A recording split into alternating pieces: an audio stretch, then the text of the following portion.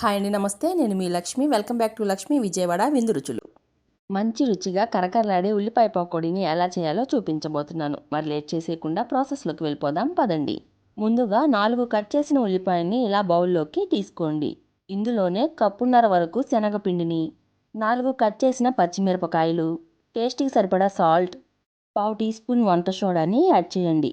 ఇవన్నీ కలిసేలా ఒకసారి కలపండి. ఇలా కలిపాక ఇందులోనే కొంచెం వాటర్ని తీసుకొని బాగా కలపండి. ఇప్పుడు ఈ పిండిని విచ్చుకుంటూ పకోడీలా వేసుకుందాం. ఇప్పుడు స్టవ్ పైన కళాయిని పెట్టి ఫ్రైకి సరిపడా ఆయిల్ని వేసుకోవాలి. ఇలా ఆయిల్ హీట్ అయిన తర్వాత వేడి ఆయిల్లో మనం కలిపిన పిండిని ఇలా విచ్చినట్టుగా చేస్తూ పకోడీలాగా వేయండి.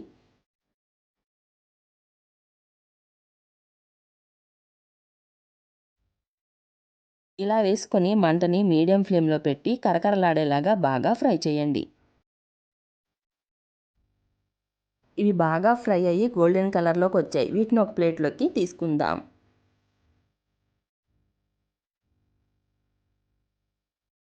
ఇలాగే మిగిలిన పిండిని కూడా పకోడీలాగా వేసి ఫ్రై చేసి తీసుకోవటమే. ఇలా మనం సింపుల్ వేలో టేస్టీగా ఉల్లిపాయ పకోడీని చేసేసుకోవచ్చు.